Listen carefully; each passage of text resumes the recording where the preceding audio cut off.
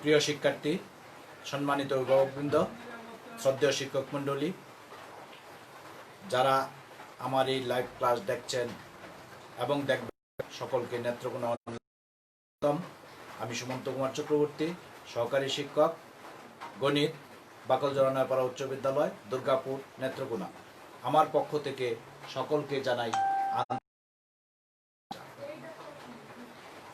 প্রিয় শিক্ষার্থী, আজ আমি তোমাদেরকে পদার্থবিজ্ঞান নবম দশম শ্রেণীর পদার্থবিজ্ঞান অধ্যায় 6, এটা হবে আমার দ্বিতীয় ক্লাস। এবং আজকে আমি তোমাদেরকে তরল ও বায়বীয় পদার্থের প্রসারণ নিয়ে আলোচনা করব। তোমরা যথারীতি তোমাদের বই খাতা কলম সাথে নিয়ে নাও। যে টপিকসগুলি নিয়ে আমি আলোচনা করব তা হলো তরল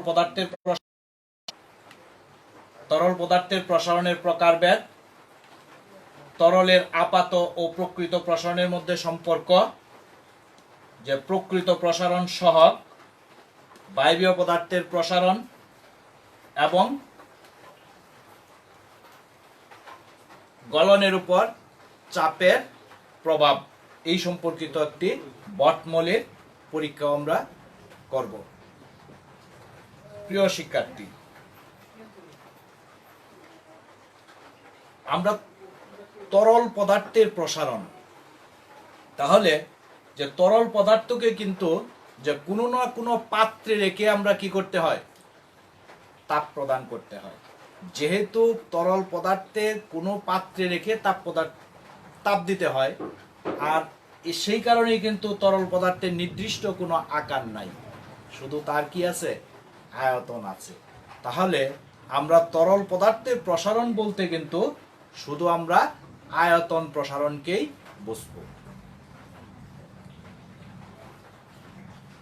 প্রিয় শিক্ষার্থী, এবারে দেখো, আমরা যদি যে কোনো পাত্রে রেখে, এই একটা পাত্র, এই পাত্রে রেখে যদি আমরা তরলকে তাপ দিই, তার ভিতরে যদি মনে করো কোনো তরল পদার্থ আছে, তাহলে প্রথম কি হবে, এই পাত্রটা তাপ গ্রহণ করবে, গ্রহণ করে সে কিন্তু আয়তনে একটু বেড়ে যাবে।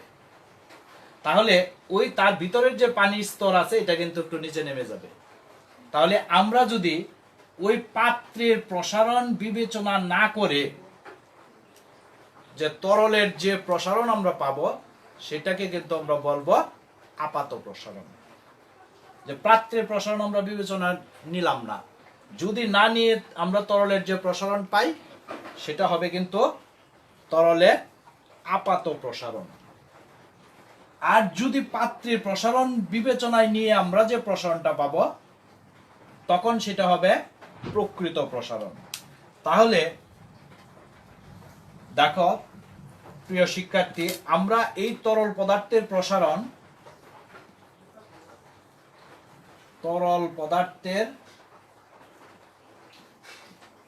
প্রসারণ তাকে কিন্তু আমরা কয়টা ভাগে ভাগ করতে পারি, দুইটা ভাগে আমরা ভাগ করতে পারি। একটা হলো আপাত প্রসারণ,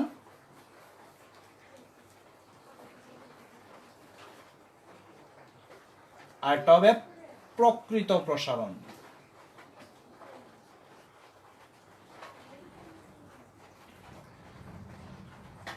এবারে দেখো, তাহলে আমরা আপাত প্রসারণটার সংজ্ঞাটা আমরা কি বলছিলাম, যে পাত্রের প্রসারণ বিবেচনা না করে, এটা শর্ত হবে যে পাত্রের প্রসারণ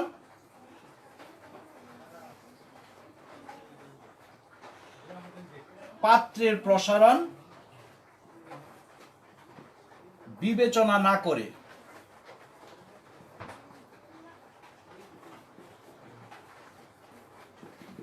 তাহলে আশঙ্কাটা এভাবে লিখে নাও।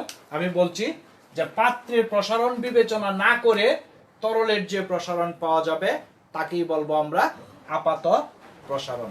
আর এই আপাত প্রসারণকে কিন্তু আমরা এই ভি এ দ্বারা প্রকাশ করা হয়।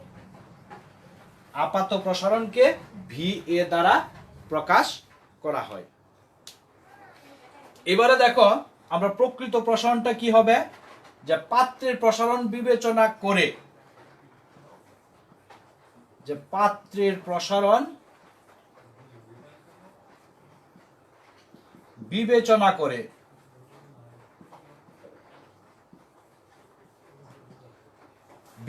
করে আমরা তরলের যে প্রসারণটা পাবো তাকেই বলবো আমরা প্রকৃত প্রসারণ। তোমরা একটু লিখে নেও সংজ্ঞাটা, যে পাত্রের প্রসারণ বিবেচনা করে তরলের যে প্রসারণ পাওয়া যায় তাকে বলবো আমরা প্রকৃত প্রসারণ। আর এই প্রকৃত প্রসারণকে কিন্তু VR দ্বারা প্রকাশ করা হয়। প্রকৃত প্রসারণকে VR, যেহেতু আমরা তরলের প্রসারণ শুধু আয়তন প্রসারণ, এই জন্য কিন্তু সেটা V হয়। আর আপাত প্রসারণ VA, প্রকৃত প্রসারণটা হবে আমাদের VR। প্রিয় শিক্ষার্থী, এ ছিল আমাদের তরল পদার্থের প্রসারণের প্রকারভেদ। এবারে দেখো আমরা যাব তাদের ভিতরে কি সম্পর্ক আছে।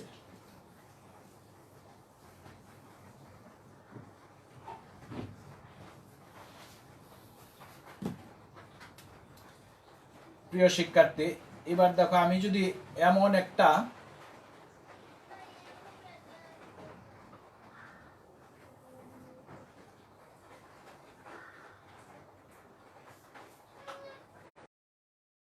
গুলতলি ফ্লাক্স নিলাম,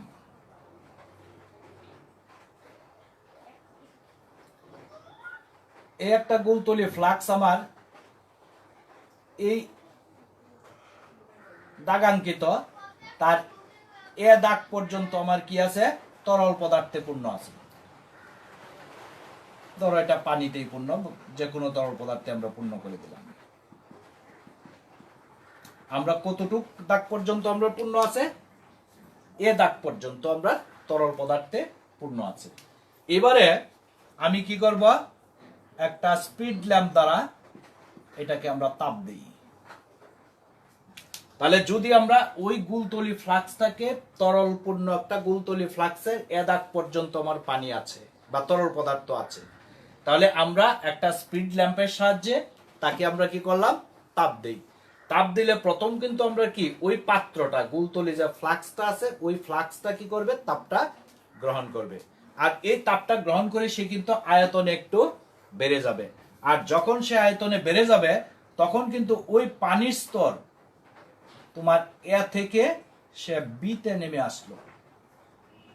তাপ দেওয়ার ফলে ওই পানির স্তরটা এ থেকে বিতে নেমে আসলো। প্রিয় শিক্ষার্থী, একটু ভালো করে লক্ষ্য করো। তাহলে আমরা এ দাগ পর্যন্ত তরল পদার্থ ছিল, আর ওই তাপ দেওয়ার ফলে পাত্রটা তাপ গ্রহণ করে আয়তনে বেড়ে যাওয়ার কারণে সেই তরলের স্তরটা এ থেকে বিতে নেমে আসলো। এবার আমরা তাপ দেওয়া অব্যাহত থাকলো, তাপ আমরা দিতেই আছি। তখন এই ক্ষেত্রে দেখা যাবে এই তরল পদার্থটা কি করবে, সেও তাপ গ্রহণ করবে। সে তাপ গ্রহণ করে সে কিন্তু আবার আয়তনে সেও বাড়বে। বাড়ার ফলে দেখা যাবে ওই স্তরটা আমার সি পর্যন্ত চলে গেল। ওই তরলের স্তর তখন আমার কি করলো, সি পর্যন্ত চলে গেল, সি দাগ পর্যন্ত। তাহলে আমাদের কিন্তু যে নিয়েছিলাম এ দাগ পর্যন্ত, প্রাথমিক অবস্থায় তাপ পাত্র গ্রহণ করে সে বিতে আসছিল, আর এই আবার পরে তরল পদার্থ তাপ গ্রহণ করে সিতে উঠলো। তাহলে এখানে কিন্তু আমার যে আপাত দৃষ্টিতে দেখা যায় প্রসারণ কত হয়েছে, এসি।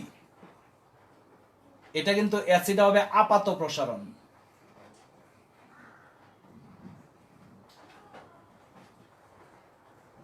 আপাত প্রসারণ।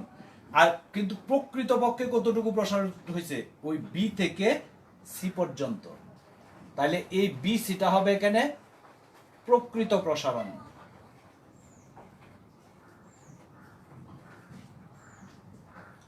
আর তাহলে এ বিটা কি, এই এ বিটা হয়েছে পাত্রের প্রসারণ। এ বিটা পাত্রের প্রসারণ। তাহলে প্রিয় শিক্ষার্থী, আমরা এখানে ওই কাজটা যেভাবে করলাম ওইটা এখানে একটু তোমরা লিখে নেবা। আমি আর এটা লিখি নাই, আমি আবার বলছি যে কিভাবে লিখবা। যে একটা গুলতলি ফ্লাক্স নেই, তার ভিতরে এ দাগ পর্যন্ত তরল পদার্থে পূর্ণ করি। এই তরল পদার্থটিকে একটি স্পিড ল্যাম্পের সাহায্যে আমরা তাপ দেই, তাপ দিলে দেখা যায় প্রাথমিক অবস্থায় এই ফ্লাক্স পাত্রটা তাপ গ্রহণ করে সে আয়তনে বৃদ্ধি পায়, ফলে তরলের স্তর এ থেকে বিতে নেমে আসে। আবার আমরা তাপ দেওয়া অব্যাহত থাকবে, ফলে দেখা যায় ওই তার ভিতরের ফ্লাক্সের ভিতরের যে তরল পদার্থ সে তাপ গ্রহণ করবে, গ্রহণ করে আয়তনে সেও বেড়ে যাবে। তাই তার প্রসারণটা হবে তখন এই সি পর্যন্ত। তাহলে এ থেকে আমরা বলতে পারি, আমরা আপাত দৃষ্টিতে দেখা যায় তার প্রসারণ হয়েছে কি, এরপর এতে আমাদের ছিল প্রাথমিক অবস্থায়, এ থেকে সি পর্যন্ত, এটা হলো তার আপাত প্রসারণ। আর এই প্রকৃতপক্ষে তার প্রসারণ হয়েছে বি থেকে সি পর্যন্ত, এই বি সিটা হবে প্রকৃত প্রসারণ, আর এ থেকে বি পর্যন্ত সেটা হবে পাত্রের প্রসারণ। তাহলে প্রিয় শিক্ষার্থী, এবারে দেখো, তাহলে এই ক্ষেত্রে আমরা লিখতে পারি তোমার এই B C is equal to A B plus AC, বা এই বিসি কে আমরা কিন্তু ভি আর দ্বারা প্রকাশ করি। বিসিটা কি ছিল আমাদের প্রকৃত প্রসারণ, তাইলে ইজ ইকুয়াল টু ভি, এটা হইলো কি আমরা ভি এ বিটা হইলো জি গ্লাস, এখানে পাত্রের প্রসারণ, প্লাস এসিটা হলো কি আমাদের যে ভি এ আপাত প্রসারণ। অর্থাৎ আমরা এই আপাত প্রসারণের সাথে যদি আমরা পাত্রের প্রসারণটা যোগ করি, তাহলেই কিন্তু আমাদের প্রকৃত প্রসারণটা পাওয়া যাবে। এটাই হলো কি আমাদের যে আপাত প্রসারণ এবং প্রকৃত প্রসারণের মধ্যে সম্পর্ক। তাহলে প্রিয় শিক্ষার্থী, তা আমার মনে হয় এটাতে আর তোমাদের তেমন কোনো সমস্যা হবে না। এবারে দেখো আমরা যে প্রকৃত প্রসারণ সহগটা কি, মনে হয় এটা হয়ে গেছে, মুছে দেই।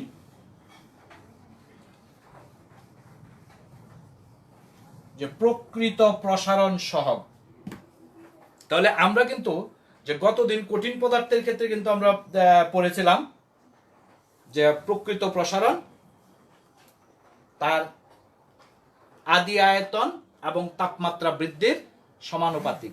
তাহলে এই হিসাবেও আমরা কিন্তু যে প্রকৃত প্রসারণ সহগ,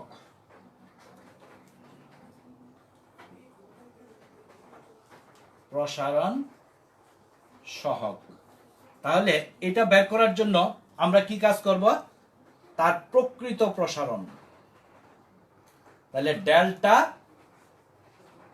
ভি আর ভ্যারিয়াসেস ভি ওয়ান ডেল্টা থিটা, যদি তাই হয় এই প্রকৃত প্রসারণটা তার আদি আয়তন এবং তাপমাত্রা বৃদ্ধির সমানুপাতিক। যদি এটা হয়, এবারে দেখো, বা যে delta V R is equal to একটা সমানুপাতিক ধ্রুবক এখানে আমরা গুণ করব, সেই সমানুপাতিক ধ্রুবকটা হবে গামা আর, যে ভি ওয়ান ডেল্টা থিটা। প্রিয় শিক্ষার্থী, এখানে গামা আরটা কিন্তু হবে আমাদের যে প্রকৃত প্রসারণ সহগ। তাইলে এই আমার gamma R is equal to কি হবে, আমার delta V R by V one delta theta. তাহলে এই সূত্রের সাহায্যে আমরা খুব সহজেই প্রকৃত প্রসারণ সহগ নির্ণয় করতে পারি। এবার যদি আমরা দেখো, এটার যদি আমরা সংজ্ঞাটাও দিতে চাই, তাহলে আমরা কিভাবে করব, যে 1 কিউবিক মিটার আয়তনের কোন বস্তুর তাপমাত্রা 1 কেলভিন বৃদ্ধি করলে যে পদার্থের যে প্রকৃত প্রসারণ ঘটে তাকেই কিন্তু আমরা প্রকৃত প্রসারণ সহগ বলবো। আমরা এটা হবে, আমরা কিন্তু এটি গত ক্লাসেও পড়েছিলাম যে 1 কিউবিক মিটার আয়তনের কোন তরল পদার্থের তাপমাত্রা 1 কেলভিন বৃদ্ধি করতে, 1 কেলভিন যদি আমরা বাড়ায় দেই, তাহলে পদার্থের যে প্রকৃত প্রসারণটা ঘটে তাকেই বলবো আমরা প্রকৃত প্রসারণ সহগ। প্রিয় শিক্ষার্থী, এবারে যদি আমরা আপাত প্রসারণ সহগটা বের করতে যাই, তাহলে আমরা কি কাজটা করব, দেখো কিভাবে। যদি আমরা আপাত প্রসারণ সহগ,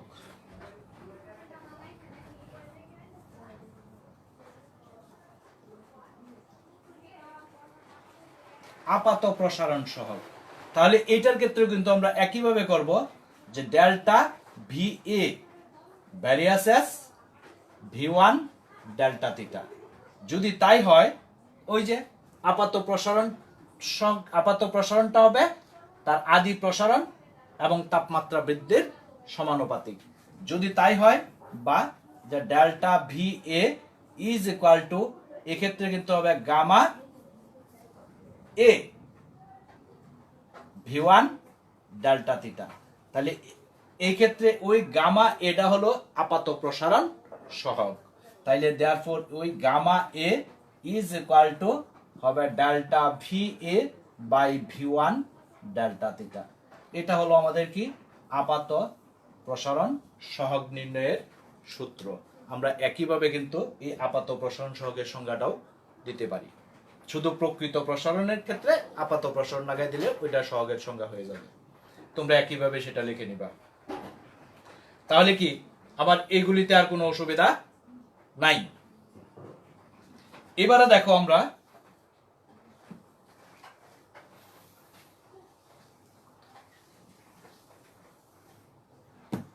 যাব বায়বীয় পদার্থের প্রসারণ।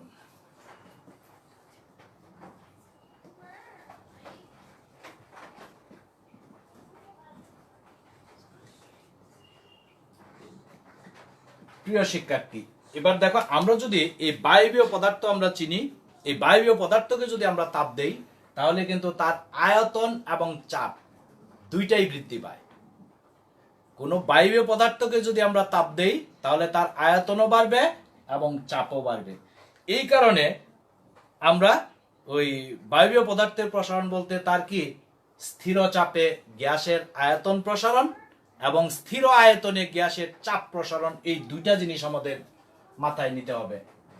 একটা হইল কি আমরা বলছি, স্থির চাপে গ্যাসের আয়তন প্রসারণ,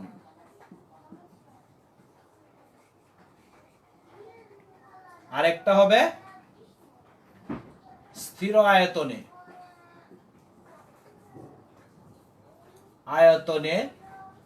গ্যাসের চাপ প্রসারণ।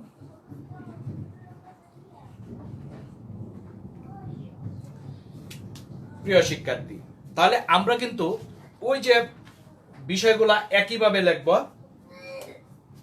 তাহলে যদি আমরা চাপটা স্থির থাকে, তাহলে তার আয়তন প্রসারণটা আমরা কিভাবে বের করব? যে ওই তাইলে এই ক্ষেত্রে হবে delta V varies as V one delta theta. যদি আমরা ওই আয়তন প্রসারণটা হবে আদি আয়তন এবং তাপমাত্রা বৃদ্ধির সমানুপাতিক। তাহলে বা এই ক্ষেত্রে আমরা ওই delta V is equal to, এই ক্ষেত্রে হবে কি gamma P V one delta theta. তো এই ক্ষেত্রে দেখো যে এই স্থির চাপে গ্যাসের আয়তন প্রসারণ সহগটা হবে গামা পি। তাইলে দেয়ারফর এই ক্ষেত্রে আমরা বলতে পারি যে gamma P is equal to যে delta V by V one delta theta. এখানে গামা পি হলো স্থির চাপে গ্যাসের আয়তন প্রসারণ সহগ।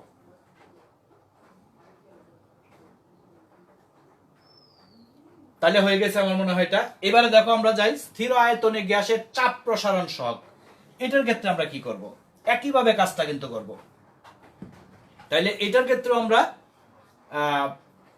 চাপ প্রসারণ সহগ যেহেতু, তাইলে গামা পি ভ্যারিয়াসেস আমরা পি ওয়ান ডেল্টা থিটা। প্রিয় শিক্ষার্থী, আগে ছিল আমাদের চাপ স্থির ছিল, আয়তন প্রসারণ বের করেছিলাম। এবারে কিন্তু আমরা আয়তন স্থির, আমরা চাপ প্রসারণ বের করব। তাইলে ওই চাপ প্রসারণটা হবে আদি চাপ এবং তাপমাত্রা বৃদ্ধির সমানুপাতিক। তাহলে এই ক্ষেত্রে দেখো বা যে delta P is equal to, এই ক্ষেত্রে হবে gamma V P one delta theta. এই ক্ষেত্রে গামা ভিটা হবে তোমার যে স্থির আয়তনে চাপ প্রসারণ সহগ।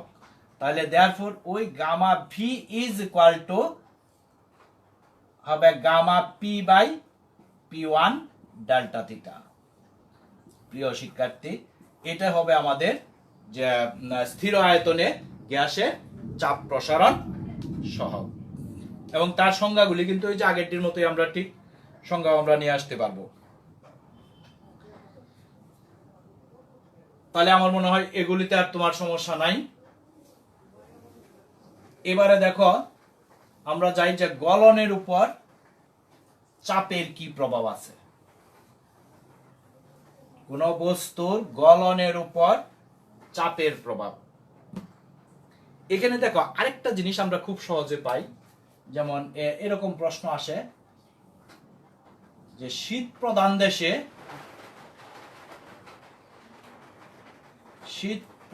দেশে তোমার পানির পাইপ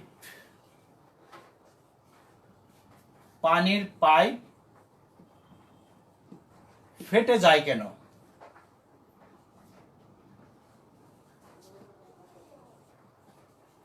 এরকম প্রশ্ন আছে। তাহলে শীত প্রধান দেশে দেখা যায় পানির পাইপ ফেটে যায়, কারণ শীত প্রধান দেশে পানির ভিতর দিয়ে পাইপের ভিতর দিয়ে যখন পানি যায়, তখন আমরা কিন্তু জানি যে পানি যদি তরল থেকে কঠিন অবস্থায় পরিবর্তন হয় তাহলে কিন্তু তার আয়তনটা একটু বেড়ে যায়। তাহলে যেহেতু সে পাইপের ভিতর দিয়ে তরল অবস্থায় যাচ্ছিল, আর সে যদি ওই ঠান্ডার কারণে যদি সেটা কঠিনে রূপান্তরিত হয়, তখন সে আয়তনে বেড়ে যায়। আর যখন সে আয়তনে বেড়ে যাবে, তখন পাইপ তো আর সে জায়গা দিচ্ছে না, তখন কি হবে? ওই কারণে কিন্তু সেই বর্ধিত আয়তনের কারণে ওই পানির পাইপটা ফেটে যায়। আমরা এই শীত প্রধান দেশে সেটা প্রায় ওই এ ধরনের ঘটনা ঘটে। আরো হয় দেখবা যে আমাদের দেশেও দেখা যায় ওই যে বৈদ্যুতিক লাইন, যে এক খুঁটির থেকে আরেক খুঁটিতে নিলে তারগুলি কিন্তু একটু ঝুলাই দেয়, এটাও কারণ কিন্তু এরকম। কারণ এটি শীতের সমস্যাটা কি হয়ে যায়? সংকুচিত হয়। ফলে দেখা যায় একটু যদি বাড়তি না থাকে, ঝুলাই না দেওয়া থাকে, তখন এটা ছিঁড়ে যাবে। একটার থেকে আরেকটার খুঁটি কি করবে? সেটা ভেঙে যেতে পারে বা তার ছিঁড়ে যেতে পারে। এই কারণে কিন্তু এগুলি একটু ঝুলাই দেয়। যাই হোক, এই ধরনের প্রশ্ন আসতে পারে। তবে আমরা যে কাজটা এখন হলো যে গলনের উপর চাপের প্রভাব, চাপের ফলে সেটা কিভাবে গলে, এই সম্পর্কিত কিন্তু বটমলি একটা পরীক্ষা করছিল। তাহলে বটমলি এই পরীক্ষাটা করেছিলেন। তাহলে আমরা কিভাবে কাজটা করব একটু লক্ষ্য করো।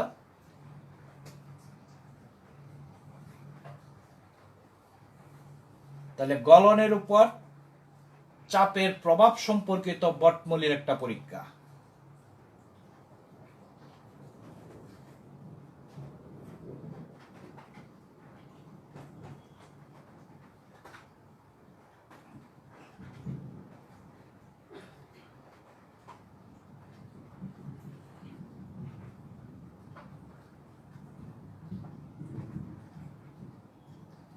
এইটা মনে করো আমি একটা টেবিল নিলাম, এটা একটা টেবিল। এই টেবিলের উপর আমি কি করলাম? একটা বরফের টুকরা রাখলাম। এটা মনে করো টেবিলের উপর একটা বরফের টুকরা।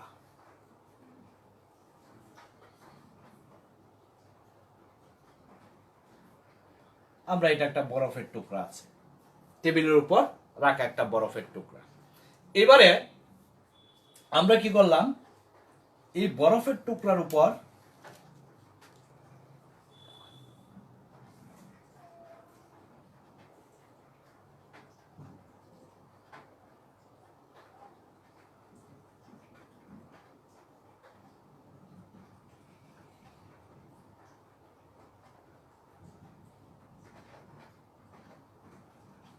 এই দুইটা ভারী বস্তু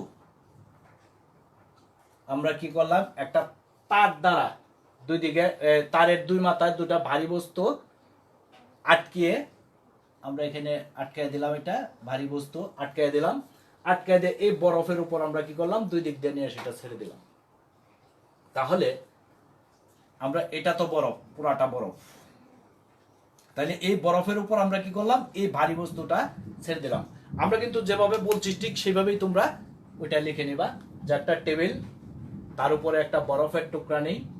বরফের টুকরা নিয়ে আমরা দুইটা ভারী বস্তু আমরা নিয়ে মনে করো দুইটা ইটি নিলা, অথবা ওই বাজারের যে বাটকারা আছে দুইটা 1 কেজি ওজনের দুইটা বাটকারা নিয়ে নিলা। এমন কিছু জিনিস নিয়ে আমরা একটা তারের সাহায্যে এই 2 মাথা রেখে আমরা বরফের উপর সেটা টেবিলের 2 দিক দিয়ে ছেড়ে দিলাম। এখন দেখা যায় যখন এটা ছেড়ে দিলাম তখন এই তারের কারণে এই বরফের উপর এখানে কি করতেছে, চাপ পড়তেছে আস্তে আস্তে 2 দিক দিয়ে ভারী বস্তু দেওয়াতে। এই চাপের কারণে ওই জায়গার বরফটা কি হবে, আস্তে আস্তে গলতে শুরু করবে। আর এই বরফ এখানে গলতাছে চাপের কারণে, আর ওই তার আস্তে আস্তে বরফের ভিতর প্রবেশ করতেছে। আর যখন সে একটু ভিতরে প্রবেশ করলো তখন কিন্তু উপরের চাপ আবার কমে যায়, আর উপরের চাপ কমে গেলে আবার এই উপর দিক দিয়ে কি হয়, বরফ আবার পরিণত, এই গলা বরফ আবার কঠিনে রূপান্তরিত হয়।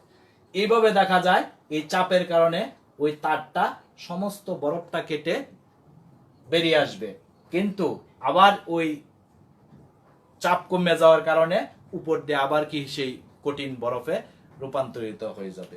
তো এই ক্ষেত্রে দেখা যায় আমরা চাপের কারণে বরফটা আমরা কাটতে পেরেছিলাম, তারটা বেরিয়ে গেছিল, কিন্তু আবার ওই সেটা কঠিনে চাপ কমে গেছে, ফলে সেটা আবার কঠিনে রূপান্তরিত হয়ে গেছে। যে এরকম অনেক তোমার এই ম্যাজিকও দেখায় যে বিভিন্ন মেলার ভিতরে। যাই হোক, সেটা ম্যাজিক বলতে কিছু না, সেটা ওই চাপ সম্পর্কিত গলনের উপর চাপের প্রভাব, যে ওই পরীক্ষাটা করেছিলেন বটমলি নামক একজন বিজ্ঞানী, আর তার নাম অনুসারে সেই পরীক্ষাটাকে বটমলির পরীক্ষা নামেই অভিহিত করা হয়।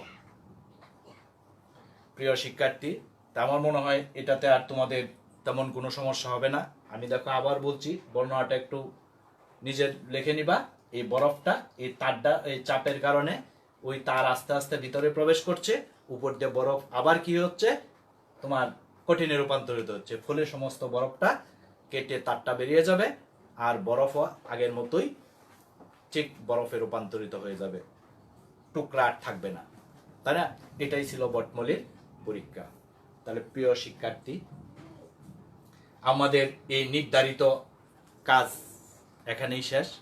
তোমরা ভালো থাকো, সুস্থ থাকো, নিরাপদে থাকো, নিয়মিত অনলাইন ক্লাস করো, এই আশাবাদ ব্যক্ত করেই আমি আমার লাইভ ক্লাস এখানেই শেষ করছি। ধন্যবাদ সকলকে।